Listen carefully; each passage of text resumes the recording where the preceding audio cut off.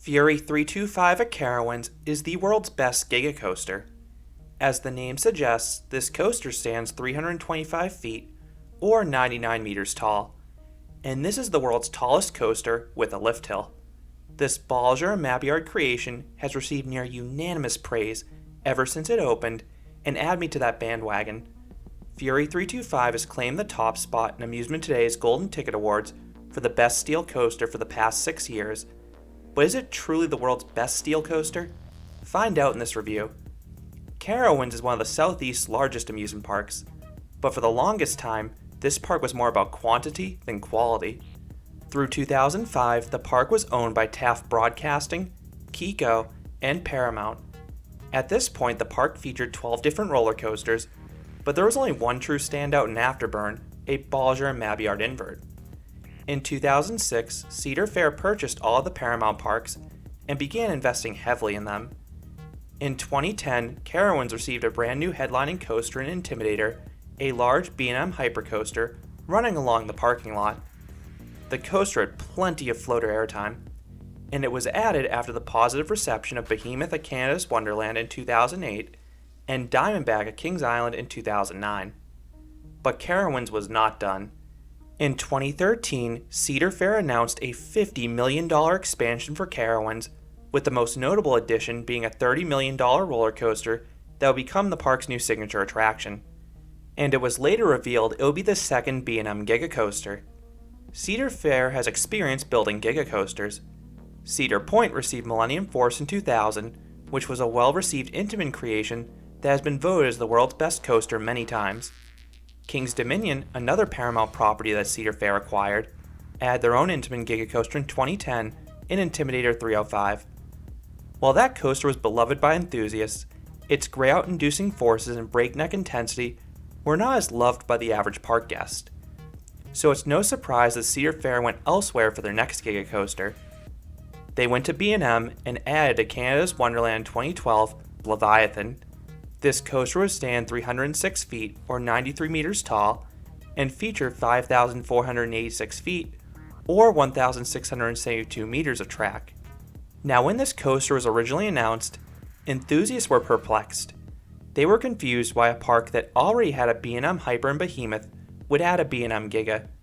They thought it was redundant. But once Leviathan opened, enthusiasts quickly quieted down. Leviathan had airtime hills like Behemoth, but not as many. Leviathan instead placed a greater emphasis on speed, which allowed the two coasters to offer complementary rides. So when Cedar Fair announced Fury 325 for Carowinds, enthusiasts were much less critical of a park adding a B&M Giga after already having a B&M Hyper. Instead, enthusiasts were excited to see a taller, faster, and longer Leviathan. Fury 325 opened in 2015 and has forever changed the history of Carowinds. This attraction dominates the park, and specifically the entry experience. It's impossible to miss this coaster's colossal lift hill in the distance, and more strikingly, the entry pathways pass under this coaster's high-speed sections. I love how Carowinds incorporated this coaster into the entry experience. Seeing Fury whizzing by at a blistering speed really gets you hyped for your day. And not only does this coaster have great placement, but it looks fantastic too. The teal and green track really pop against the sky, and the attractions plaza is one of the most iconic in the entire amusement industry. Seeing that towering lift hill in the distance can turn your legs into jelly, and you also have the massive ride sign. The bee-themed logo is one of the best on any coaster. I love how it pays homage to the Charlotte Hornets, the city's basketball team. Fury 325 is a capacity monster. The coaster almost always runs 3 trains, and it usually has fast dispatches too. The crew working Fury checks restraints really quickly. And this is one of those rides with mandatory lockers for bags and anything that cannot be safely stowed in a pocket. So while it may stink having to pay for a locker, it really does help the crew pump out trains at a steady pace. These operations keep Fury's line manageable most days, even though it's easily the park's most popular attraction. Although if you want to maximize your rides, Fast Lane is the way to go because it dumps you right off in the station. In its early years, Fury 325 had strict assigned seating. You couldn't always request a row. In recent seasons, guests have been able to select their own row, which is a much welcome change. and I strongly recommend trying both the front and back row on this coaster. The front has the superior sense of speed, but that drop is extra spectacular in the back row. I split my rides evenly between those two seats. Fury 325 is the familiar B&M clamshells, and I love these restraints. They are very comfortable. Fury does have a seatbelt like some of the other B&M mega coasters, particularly all the ones in the Cedar Fair chain, and while they do slow down dispatches, they do not impact the ride experience for me. Once dispatched, you head up the world's tallest lift hill. The coasters only taller are all launch coasters, and despite Fury's size, you reach the top of the lift hill fairly quickly. Anticipation builds as you can see Charlotte's skyline on the left and Carowinds on the right. Plus, you have some speakers on your side further hyping the experience. Once at the top, you crest the 320-foot or 98-meter tall drop, and this is easily one of the best drops in the entire world. Those up front will get some lift, but those in back get a real treat. They get several seconds of glorious sustained floater airtime. This 81-degree drop is profiled perfectly to keep riders out of their seat as long as possible. The drop always leaves me speechless and is my favorite part on the ride.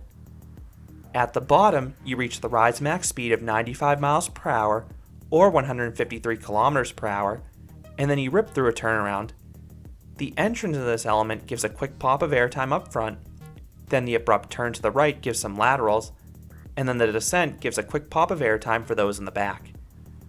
Fury then navigates a speed section, and the ride really feels like it'll rip your face off. How many B&Ms can you say that about? You fly over back-to-back bank speed hills. These elements are some of the most violent that B&M has ever designed. They deliver good pops of airtime and very strong laterals simultaneously, and that's because of how you snap into them. It really feels like you'll be laterally ejected from the train from their power. Fury then treats riders to the best turnaround B&M has ever designed. Nicknamed the treble clef for its appearance from a specific view, this element turns riders 180 degrees on the ascent, but instead of unbanking at the top, riders will crest the element on their side. This gives everyone some strong and sustained floater airtime while on their side. And you do not unbank until you're halfway down the drop, or as the park calls it, the hive dive. This drop dips beneath the entry pathway, and at night, it's adorned with these hypnotic green lights for an added sense of speed. It's an amazing visual. This tunnel is followed by the one element on Fury that I think misses the mark. You have this elongated hill that's too stretched out for its own good. It does not offer any airtime or laterals no matter where you sit. Since the rest of Fury is near perfection, this element stands out, but it's at least thankfully over fast. You then glide over a camelback.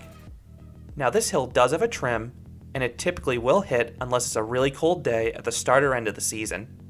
But I don't mind this break because the resulting airtime is still exceptional.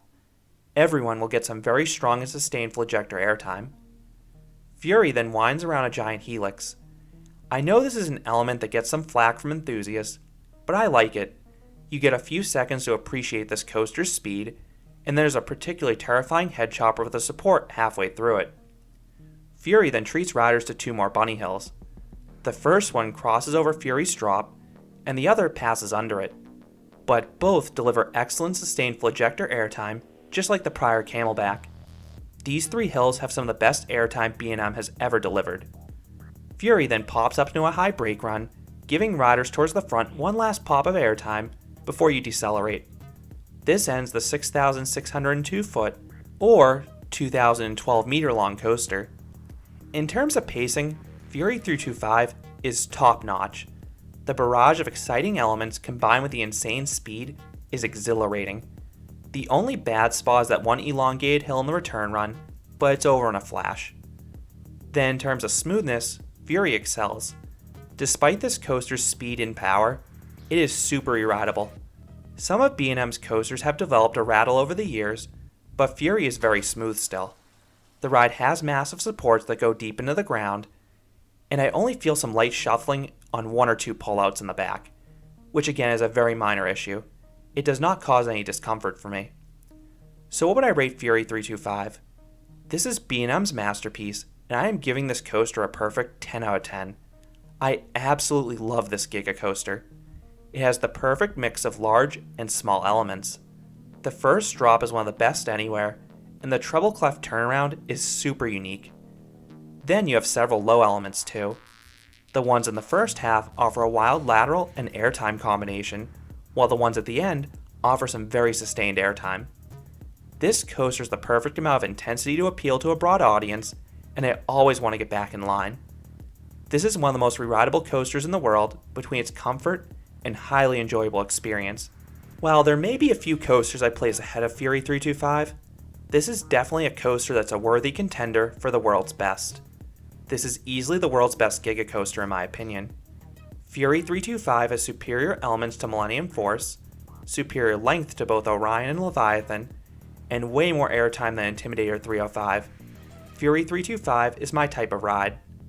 So those are my thoughts on Fury 325, the amazing Giga coaster at Carowinds. What are your thoughts on this legendary coaster?